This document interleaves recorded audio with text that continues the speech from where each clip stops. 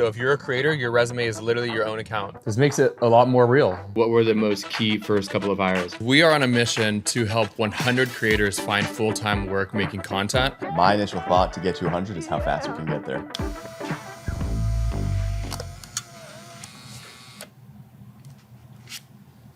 You gotta save all of these and airdrop all of them to your phone. And then you have the app on here. And then that'll, So once they're on your phone, you'll just go to them and print them each. I gotta load paper into those stuff. We just wanna be able to keep track of the people that we placed and have a wall of fame. Woke up this morning, now watch me step. The week was murder. I'm gonna get rid of the stress. I'm feeling lighter. What you're seeing right now is we are on a mission to help 100 creators find full-time work making content.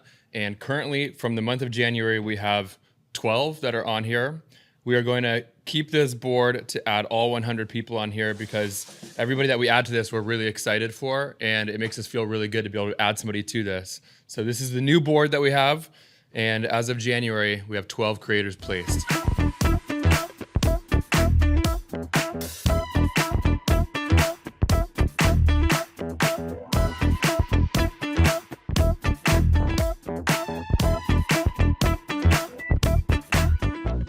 My initial thought to get to 100 is how fast we can get there. The types of brands we're working with right now, it's empowering to hear how much of an impact we're having. And a bunch of these brands are hiring multiple creators at a time. So my first thought process is how do we get there? In the month of January, we placed 12. So I want to kind of not fast track that, but I want to keep up at that rate because that was a solid month for us. And my goal is by end of summer, let's hit this top 100 and set the next goal. All of these are people that we are giving the opportunity to work with a company in a really serious capacity. So some of them are personality, front of the camera. Some of them are behind the camera, editing content. Some of them are doing a hybrid where they're posting some on their own account and some on the brand account. But all of them are like real legit opportunities that have come through CreatorX that are handed off with the goal of that brand working with them for a really long time. This makes it a lot more real. It's awesome. Yeah, it makes it a lot more real. Makes it feel like, it just makes it feel more like tangible rather than it just being like through a computer screen and not really seeing it. Yeah, I'm excited for us to get to 100.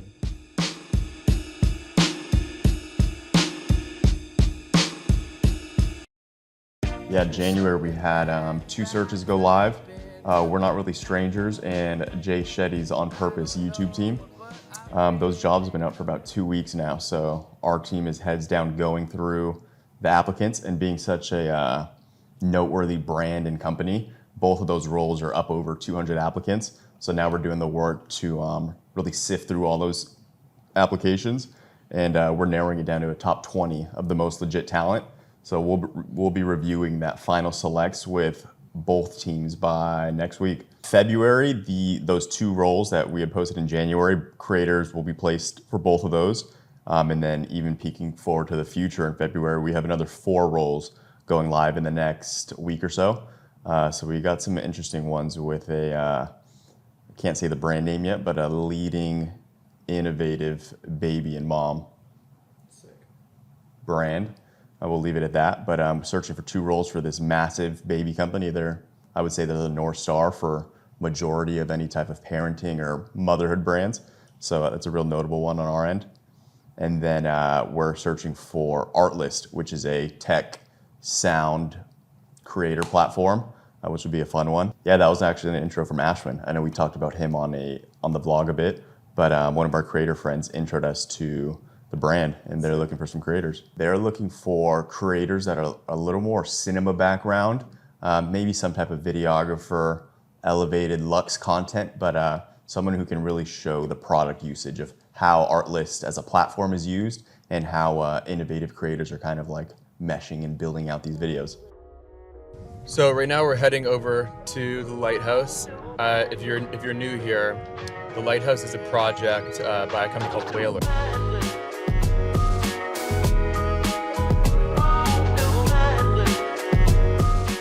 And basically it's an in real life creator campus. So kind of like WeWork meets Soho House meets a production studio. It's in Venice. If you're familiar with Venice, it's right next to the iconic Venice sign. It's in an old building that hasn't been used forever. It used to be the mail office. They did a fantastic job. It's beautiful. The people that I have seen there now have been awesome, and it's just a really cool space. Like, if you're a creator that's watching this, there's probably very minimal locations that are in real life where you know creators will be. It's kind of like creators go all over the place, but there's no like real hub of, oh, this is for creators and where creators will be, like social current creators. So it's just a really cool thing. It's a really awesome project to be involved with. And now that it's open, I've been trying to spend as much time there. So we're going to pop over there, see who's there. There's one meeting that I have today that is with a recruiting firm, and it's with a very experienced recruiting firm. And I'm picking their founder's brain on just how to build a platform like this. What he did, he's in a completely different industry, does a different thing than us in terms of like what he's doing the recruiting for, but the bones are very similar.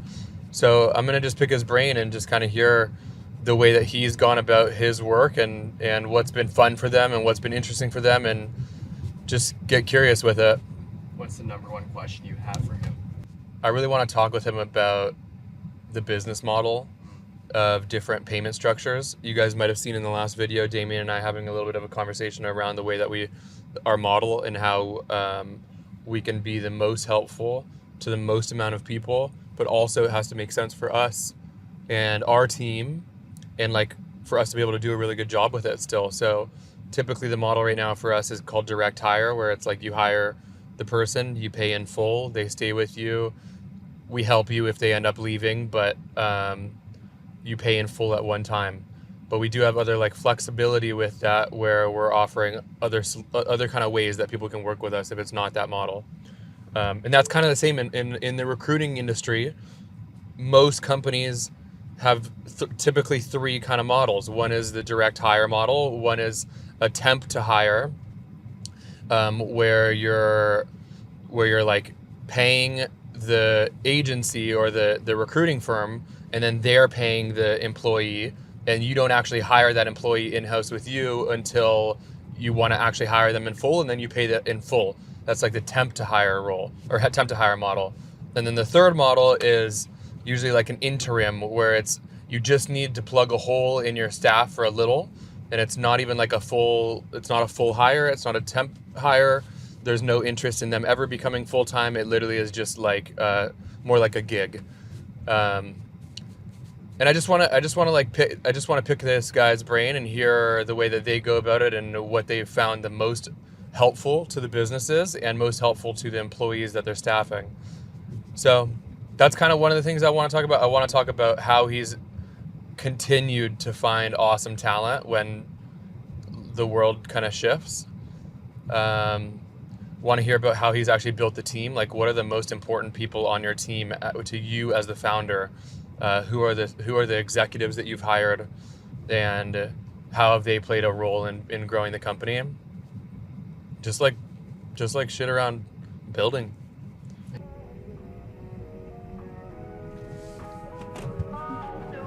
I'm a great parallel parker. That's pretty nice.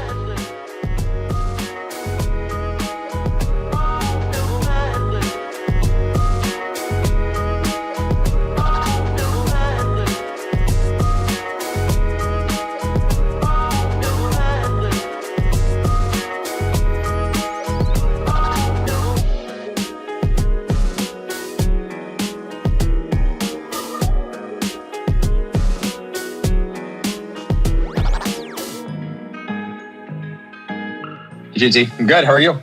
So good. Great to meet you both. I think Damien from my team is joining as well. Great. Not sure if he has yet, but dude, so stoked to chat. Have you heard of the Lighthouse? Oh yeah, I know Neil. Oh cool. I literally just saw Neil a second ago. Yeah, we're at the Lighthouse right now.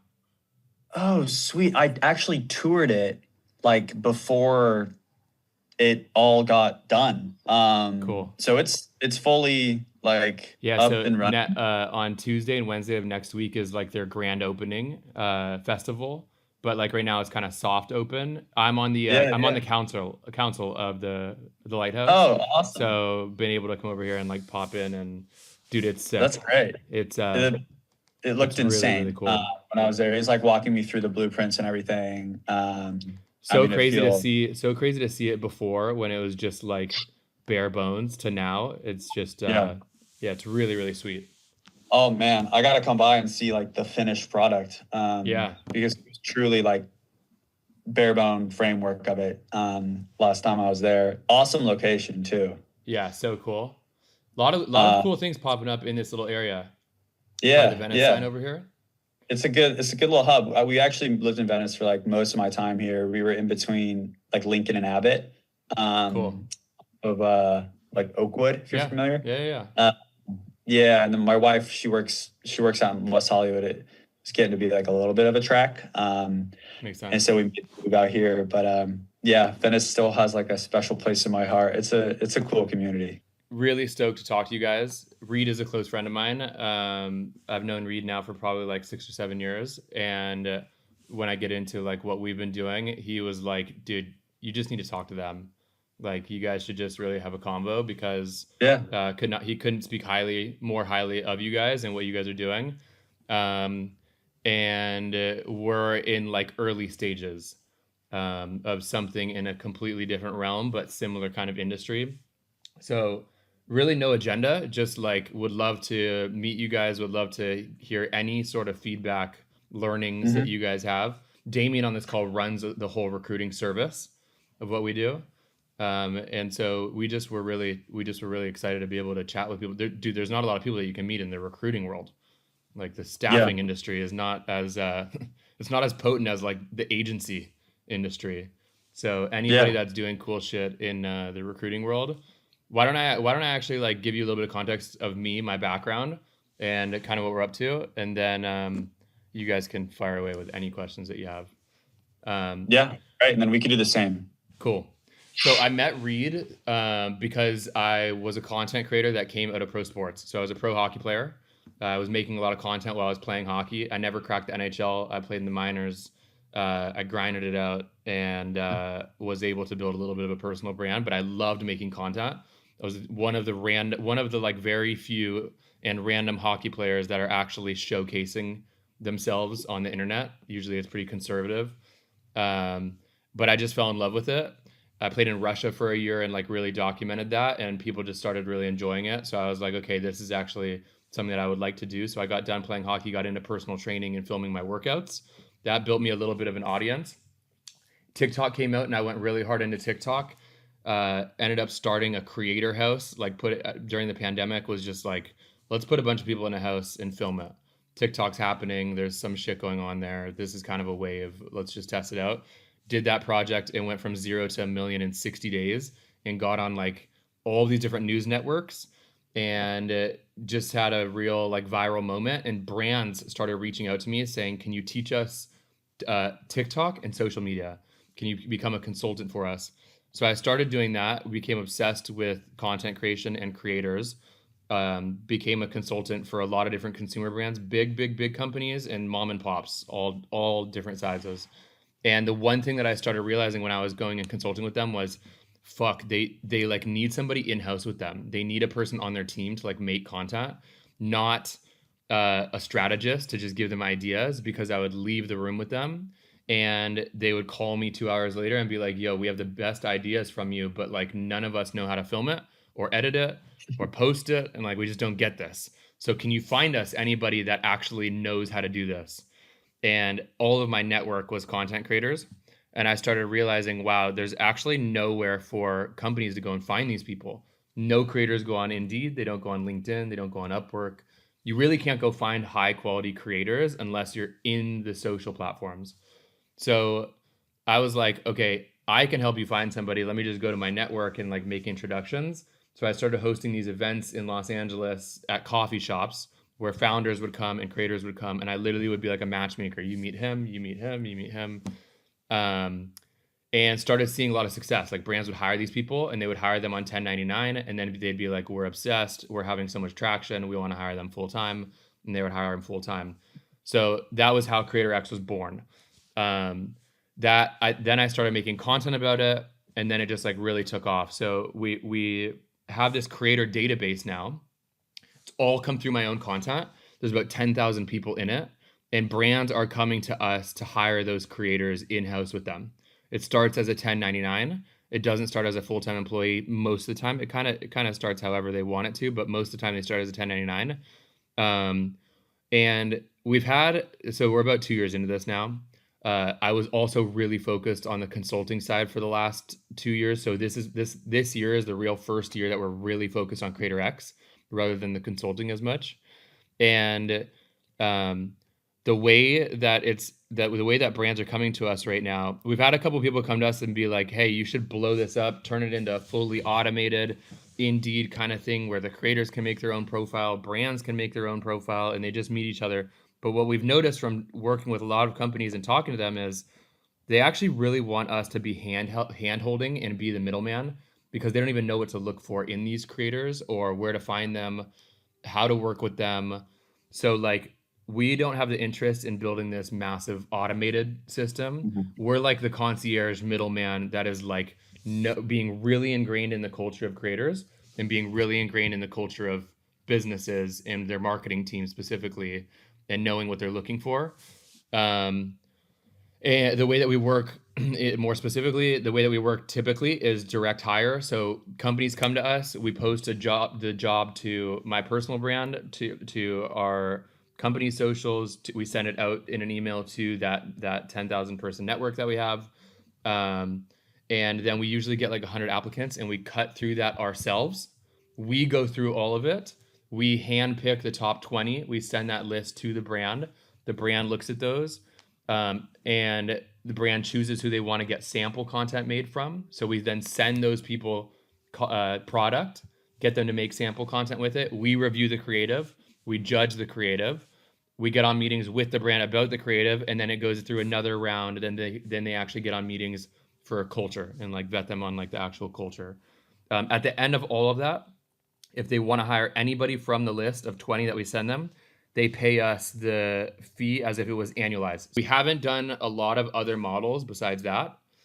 We have brands, that's usually like our biggest block with brands saying yes is, what if the creator doesn't stay with us? Do you guys not do a 90-day window or whatever? The way that we've alleviated that right now and gone through it is when we send that first list of 20 creators, all of them have been vetted by us. The brand can hire all 20 of them for the same price as one. So a little bit different than like trying to staff one specific role. Companies are coming to us to hire like a bench of talent. They want like, ideally they want like a whole roster of creators. So for us, they come to us and we're like, we literally can find you a full roster. We can find you 20 creators. You're still going to just pay us for one. And then you can pay as many of them and work with as many of them as you want. But you're going to pay us up front if you want to work with one of them rather than after 90 days or once some quota has been hit. So that's where we're at right now. We haven't met, literally, there's nobody else that's doing it this way in the creator world. We are wanting to just meet with people that are in the world of recruiting, just to like I haven't been a fucking recruiter before. I didn't know that this was where my life was going to take me. But just from like meeting creators and spending so much time with brands and being like, this is how we can really help. And Damien and I are both like really deep in the culture of creators and love both sides, creators and business people. So we really enjoy doing this. I'm just trying to meet with more people that are way further ahead of us and just see if there's any learnings to be better at what we do. So I know that was a lot. Feel free to hit me with any questions. Yeah. Yeah. I mean, first of all, makes a ton of sense. And second of all, huge congrats, obviously, on, all the traction and everything that you've accomplished so far. Thank you. Really cool journey. Yeah, a lot of questions. Would it be helpful if we took a step back and shared like kind of what we do and where we've been? Yeah. And then maybe we go into kind of questions on both sides from there. Yes. Did like Reed share any context, or was it just like he was telling me, because I was just asking about, what do other recruiters usually do in terms of models? Because now we have like I was just saying, we have companies that are coming to us and are picking more than one creator. Is there any other models that you've seen, or how could we kind of change this up? And he was like, dude, you need to just talk to Bryce and Colton over there, because anytime that we're looking for CEOs, we go to them, and they're the best at what they do. And that was the context he gave. Awesome. So I'll give you like the really quick context, and then Bryce, you can obviously fill in the gaps. We are an exec focused search firm. We have a foot in both like the technology world and then a foot in all things consumer. My focus tends to be on the latter, all things consumer.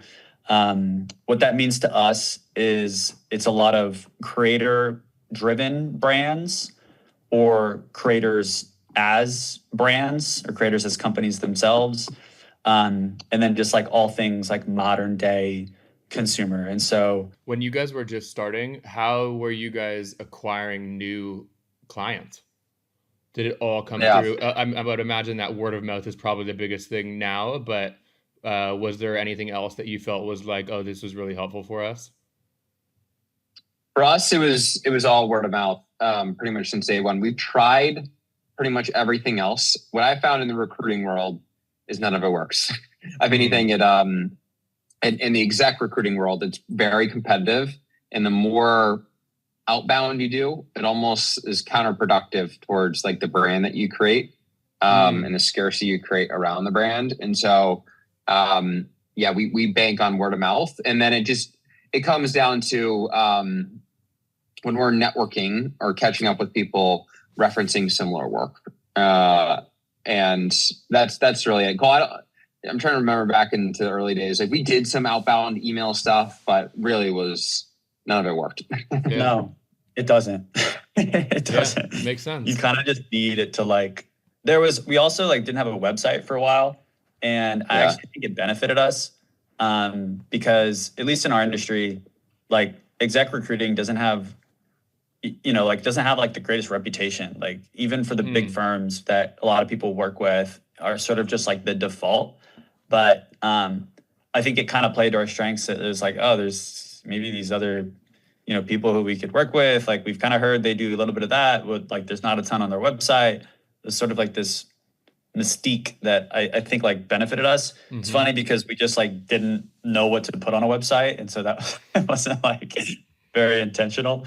But I think that worked in our favor, and it's sort of been how we've decided to operate since. We've maybe been a little bit more out there since, but rather selectively. Do you guys what do you guys do like in terms of back end running do you guys host anything on, we use Notion for everything. Like literally our whole fucking database is on Notion. Yeah, same. Okay, cool. Notion, Coda as well. Okay.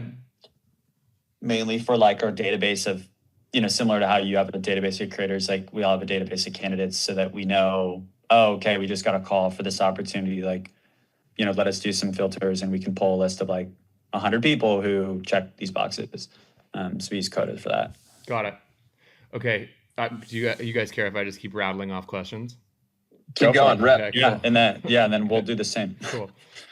People that you place, is there any ways that you guys have found that you guys help ensure that they stay there longer? Like that they actually, because like obviously it's like you want them to be picked, but the reality is you want them to be there for a fucking long time and be super happy. So is there like, do you guys stay in touch with people after? Do you guys just hope after that it works out? Or, like for us, there's a lot more turnover than a CEO going in because it's like a creator is going in with there's no like long-term safety up front. The brand is betting on them, but usually the creator is like one of the first things that they would let go of if budgets and shit changes. Mm-hmm. So there's for sure heavily more turnover, and we are like, how can we continue to ensure that they end up staying there longer? Like, what do other people do to have that happen? Yeah, ours, not a ton. I mean, we stay pretty close. I think a lot of ours is like upfront vetting. And so there's a lot of signals and back channeling that we do. Back channeling is really important in our world where, first of all, you want to see on resumes and LinkedIn that someone isn't jumpy. They don't go from one thing to the next and that they've proven themselves. And so if they have longevity and they back channel well, it typically is a good sign in our world that they will stay on. Regardless of, down, and it's not just CEOs, but in VP roles. that they'll stay. There's some stuff out of your control, right? Like if a company decides to cut marketing budget, right, it's going to be tough for that leader to stay if that's what the company decision is. But looking for jumpiness is important, and then the back channeling. Yep. Cool.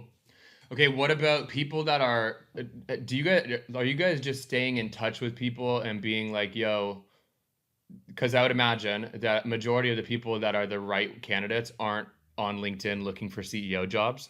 They're like in another role somewhere, and you're like going and getting them interested in the kind of role.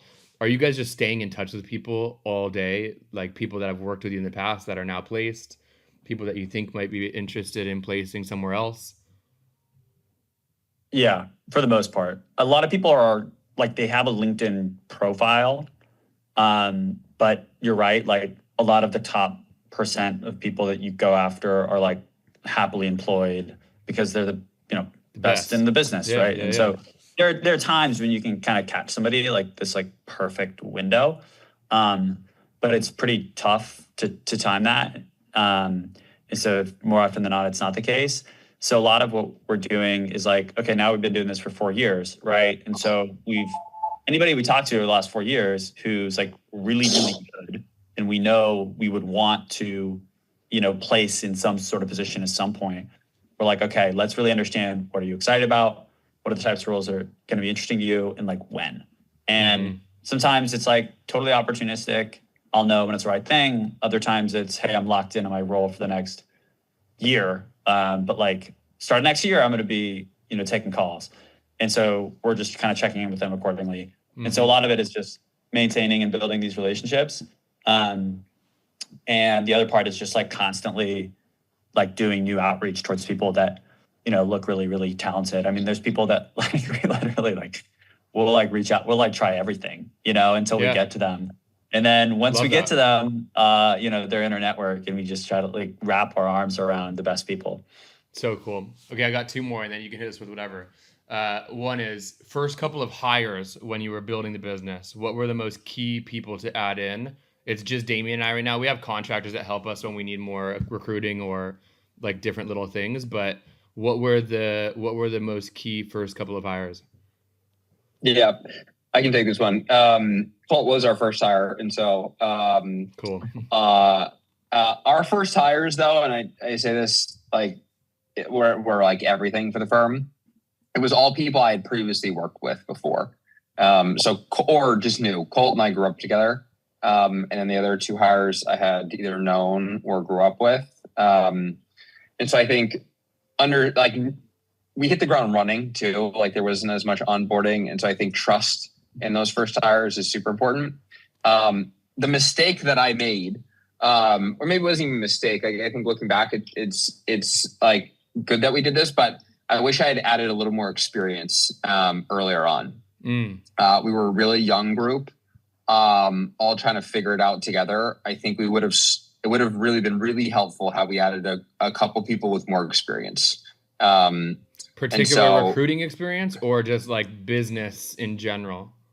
Recruiting, relevant recruiting experience. If I could go back and do it all over again, I would hire a couple more senior people. That definitely didn't help. I came in. Yeah. Love that. Yeah, no one had experience. And so it was so much training from your side, right? I was spending so much time training versus winning new business, closing searches, whatever it was, that it was really hard to balance it all. Yeah, makes sense. Okay, my last one. Business model in terms of us going about the way where we are just doing a direct hire, one-time fee. What else do you guys see? How do you guys like the way that you go about it, where it's like a retained 3 different types of payments? Have you tried it? Were you guys doing anything else before? Thoughts on that? Yeah, there's 2 different core business models in our world. There's retained, which is guaranteed payments, and then there's contingency. Contingency is you get paid upon placement, but there's no risk for the company. It sounds like that may be more towards what you guys are, somewhere in between. And for us, retained obviously is the goal. It's harder, right? Like it's more risk in the company, but those are really the only 2 options. We've done a little hybrid of both. The reason retained has always been our model. Is for us, what we've experienced, I'm sure you have in certain ways, as long as they're paying money, they're going to give it the time and energy and resources to be able to make sure it's a successful hire. If they don't, and it's just all upside, it's sloppy processes. Sometimes they give it attention, sometimes they don't. And so you lose control. Yep. So retain for us has been the better model. Yeah, I'd be curious. I mean, I want to think about it now, understanding your model more. So, what type of creators are you hiring to these companies? I'm less. I do consumer, but you may need to give me. Okay, I'll give you in 10 version. seconds. So my thesis is that the marketing department is going to start hiring content creators that have their own personal brand, like influencers, internally as like their social media manager that is a creator first, because every brand needs to understand their own organic, their own channel. And creators are also struggling with brand deals, and that being the only way that they make money. So creators are looking for this kind of work, and companies are looking to understand social media better. So that's why they end up hiring them. So what it is like the creator ends up coming in and like literally running the account. You guys work with actual creator brands, so a lot of them don't have this issue. But if it was like an away luggage that doesn't have like a creator face, they would go and hire an influencer, bring them on board, and now that's the person that's making the content with the product every day. Okay.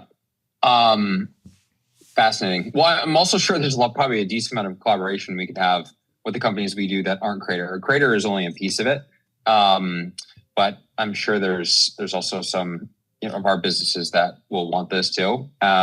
Cool. I'll have to think about the different other business model strategy stuff and see if there's anything interesting. But if you guys I will have give any, it some thought for sure. I know we're at time here, but if you guys have any questions for us, if you guys have any more time, feel free to hit me with whatever. We got some more time. Yeah. Well, Yeah. we both got to go. But I would love to. I'm in LA all the time. We should all grab a drink or grab coffee or something. Would love to. Yeah, really appreciate it. Would love to hear some more or give you guys some more thoughts from us. I know this was me talking the whole time or hearing from you guys. So really appreciate your guys' time. Let's try and find something in real life. Thank you. Cool. Yeah, that sounds awesome. great. Thanks, guys. All right, guys. Thanks for the insight, guys. Later. Bye.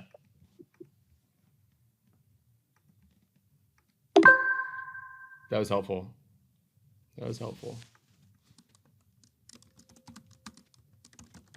What stuck out for me in that was just that we're on the mark right now. Like, I think if I went into that meeting and heard completely left field things like, oh yeah, to get to the next level, you got to be doing something completely different, I'd be like, all right, cool, we got some like real progress to make.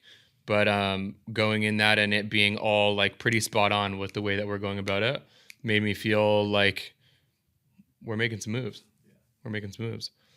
Yeah, so that was really cool. Really, really insightful. What else? Do you have any other questions on that? What were your thoughts on their response to the first hire? Because I know that was a big one for you, and that's obviously kind of where you're at the moment. Yeah, more senior person? Yeah. Mm-hmm. That's interesting. Mm-hmm. That is an interesting one. Experience, they said. Mm-hmm. Yeah, it's great. It's a great learning. I think that I learned that as well with the team that I had before of us being in this and it being so new, including me being new in it, and just having to like constantly iterate and switch things up. That I do think that like having some people that are more experienced is absolutely a massive benefit. It also is like people that are really experienced have to believe in the mission, and also you have to be able to pay those people, especially if they're like real talent and like real experienced. So I'm really stoked to be able to get to that point where it's like, yo, we can go and pull somebody that like believing in the mission is the easiest thing I think we have. I think people will come in the room with us, believe in me, believe in my mission, see the team, see the way we operate, and be like, okay, they're doing something cool. But like the reality is also, if some of those people are going and getting paid $550,000 salary right now, we're not in the position as a company to go and pull that person from their job. I would love to be, but that's not where we're at in this moment. So I am really excited for that day where we actually have a war chest of cash and can be like, let's go fucking pull in some real hitters. Until we get to that point, it is young talent or maybe even mid tier people that have some experience, or a lot of experience, but maybe not in this exact industry, but a lot of experience in another like tangential one. I think that the play right now is for us to find people that might be able to grow into this in a shorter period of time. They might not be there in this moment, but they might be able to grow into it in a shorter period of time. And then rely on people like me and Damien who are new to it, but are hungry, believe in it, understand the world, but just aren't familiar with the exact industry. And it just, right now it's riding on our passion. It's riding on our drive. It's riding on our work ethic and like just the skill that we have. So yeah, but that'll be a cool moment. Yeah. Any kind of clarity on the kind of alternate business model payment type structure? I think right now we're doing one that does work, and I think it's a very easy yes for companies to say yes to us because we're finding them 20 creators for the price of one. So I do think it's a really easy yes, and I want easy yeses. I don't want companies to have to think, does this make sense for us? I want them to come in the meeting and be like, oh my God, this is so much value. Done. Take our money, please. Rather than it be like, okay, we need to go and like really think about this. So I would rather have easy yeses right now and not have a model that is like maximizing our profit than have hard yeses and it be like every once in a while we have a win, but it's a massive win. I think even in the last week when we had the convo where Damien and I were talking about trying some other things out where it's like temp to hire, I think that that's kind of the middle ground that we're going to do right now and just see. And maybe some people are really stoked on that, and that ends up being one that we go with more consistently. And maybe we realize it's not, and we just stick with this direct hire one. But I feel good with where we're at, and I feel good with the things we're testing. Yeah. The roles that we're placing is literally like a programmer, somebody that is building the product in a tech company in 2008, 2009.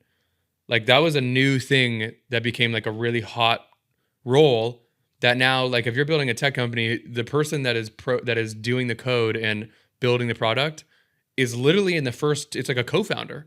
It's in the first three things. Even in that call that they were just saying, they're like, yeah, usually the brands that we're working with have a creator either in the founding core or like immediately in the company. I think that that's going to be, not even in the future. I think that right now should be the way that every company starts. It's like we have our product, we know who we're going after, we know who's running our operations, how are we getting our content to those people? So that's why I believe in it. I'm like, this is literally, if I wasn't getting paid for this, I was sitting in a room telling people about content, making the content myself, and being like, you guys are starting a company. How are you making content? Are you going to make content as the founder? Are you going to make content as the operations person? Are you making content as the finance person? If none of you fuckers are making content, you need a creator to be making content.